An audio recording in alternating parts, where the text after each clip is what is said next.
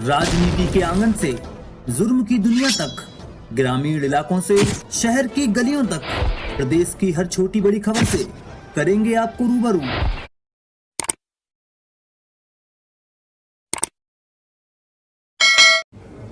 आप सबने देखा और आज के ऐतिहासिक दिन के गवाही बने।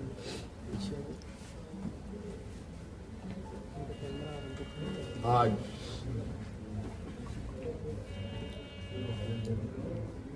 भव्य शपथ ग्रहण के बाद नई सरकार गठन के मार्ग प्रशस्त हुए हैं। उसके पश्चात आज हम प्रोजेक्ट भवन में आए हैं और बहुत सारे बिंदुओं के साथ पदाधिकारियों को निर्देश भी दिया गया। उनमें से कुछ महत्वपूर्ण बिंदु हमारे सामने थी जिसका हम लोगों ने निष्पादन किया। आप सब लोगों ने देखा और आप सब लोगों को मालूम है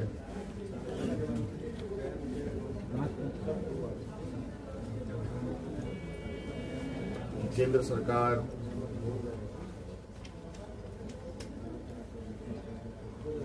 देश की रक्षा हेतु अग्निवीर जैसी कार्यक्रम को चला रही है।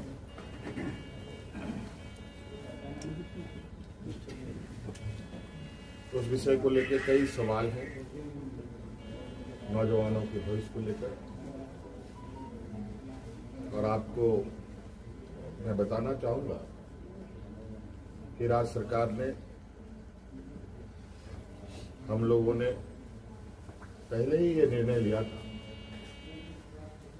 कि झारखंड राज्य के जो भी नौजवान अग्निवीर में शामिल होंगे और किसी घटना में अगर उनकी मृत्यु होती है तो उनके पूरे परिवारों के साथ, परिवारजनों के साथ राज्य सरकार खड़ी रहेगी और राज्य पुलिस कर्मियों को जो राज्य की किसी घटना में मृत्यु होने पर जो सहायता सहयोग सरकार देती है, वही सहयोग अग्निवीर के परिजनों को भी दे होगा। आपको मालूम है कि अभी कुछ दिन पहले ही असम के सीमावर्ती क्षेत्र में उग्रवादी घटना में 21 या 22 तारीख का दिन है, जहां झारखंड का एक नौजवान चंदन क्यारी, बोकारो जिले का एक क्षेत्र है, वहां का एक नौजवान अर्जुन महतो जो वीर गति को प्राप्त हुआ, उनको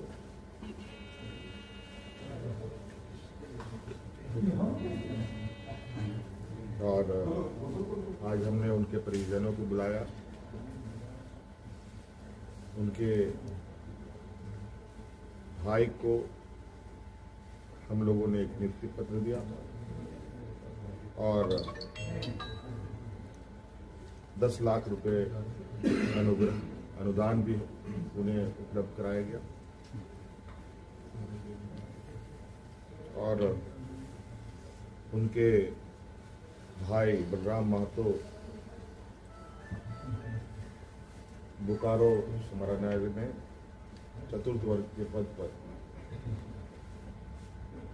उनको नियुक्त भी किया गया।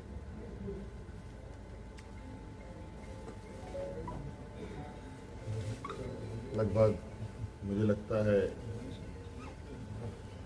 इस घटना को हुए हफ्ता दिन हुआ होगा और हमारी कोशिश थी कि अविलंब उनको ये सहायता उपलब्ध कराया जाए। कि आप सबको मालूम है कि राज्य में आचार संहिता लागू था। सरकार गठन की प्रक्रिया चल रही थी और सरकार गठन होने के पहला कदम हम लोगों ने उस पीड़ित परिवार के साथ खड़ा होने का अपना संकल्प पूरा किया। इसके अलावा आज सभी विधायकों को 81 विधानसभा में जो चुने गए सदस्यों को शपथ ग्रहण हेतु प्रोटेम स्पीकर के रूप में प्रोफेसर स्टीफन मरांडी जी को चुना गया और ये भी निर्णय लिया गया कि आगामी 9 से 12 तारीख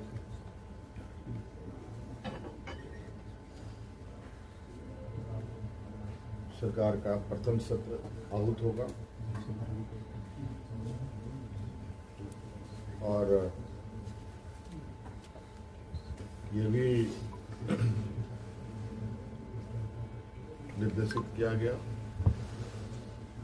कि जो हमने निर्णय लिया था कि मैया सम्मान योजना के तहत दिसंबर माह से महिलाओं के खाते में 2,500 रुपये देने का,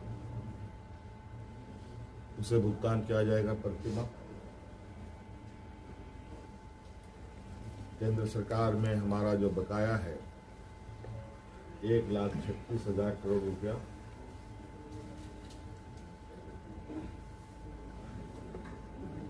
जो केंद्रीय सरकारी उपक्रमों पर है, उसकी वसूली के लिए कानूनी कार्रवाई प्रारंभ की जाएगी।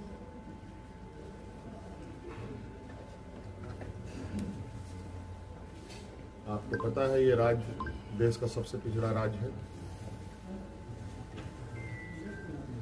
यहाँ पर सामाजिक सुरक्षा, सोशल सिक्योरिटी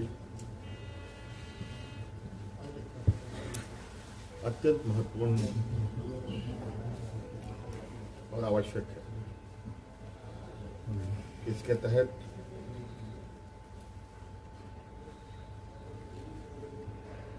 राज्य के गरीब गुरुआ लोगों को उनकी आर्थिक स्वावलंबी कैसे बने और इसको लेकर सरकार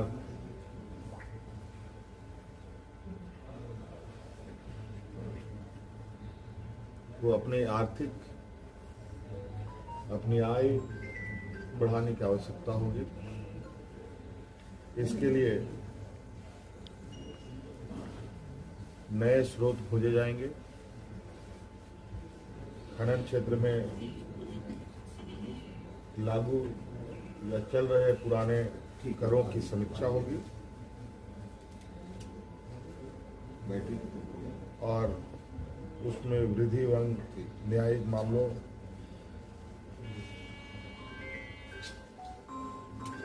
जो लंबित है उन सबको त्वरित गति से खत्म किया जाएगा।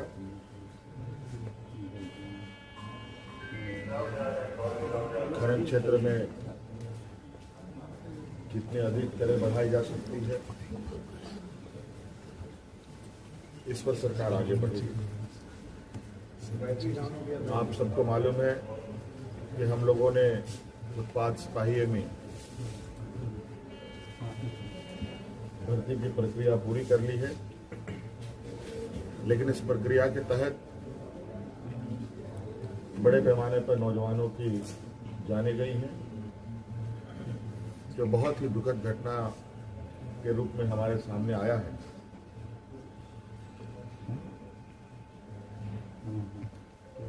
क्योंकि भविष्य में भी बड़े पैमाने पर पुलिस की बहाली होनी है, इसलिए अविलंब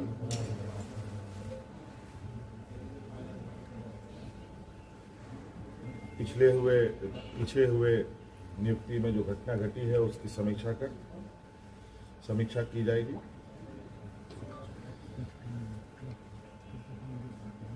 राज्य में सभी रिक्त पदों पर नियुक्ति के लिए जेपीएससी और जेएसएससी तथा अन्य प्राधिकार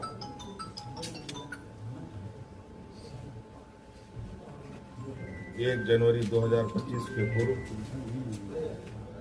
परीक्षा कैलेंडर प्रकाशित किया जाएगा और जो लंबित रिजल्ट हैं उनको प्रकाशित किया जाएगा। साथ साथ में ये भी निर्णय लिया गया असम में जो वहां के चाय बागान में बरसों बरस से यहाँ के मूल वासियों को ले जाया जा करके जो वहाँ बसे हैं,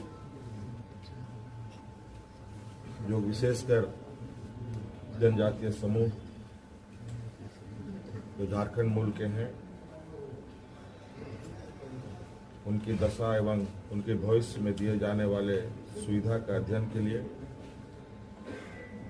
सर्वदलीय प्रतिनिधि मंडल एवं पदाधिकारियों का दल असम जाकर जमीनी स्तर पर अध्ययन करेगी और सरकार को प्रतिवेदन सौंपेगी। ये कुछ महत्वपूर्ण बिंदु आपके हम समक्ष हमने रखा है। बाकी चीजें और भी है जो हम समय समय पर आप सब लोगों के समक्ष अवगत कराने का काम करें। ये फ्लोर टेस्ट जो है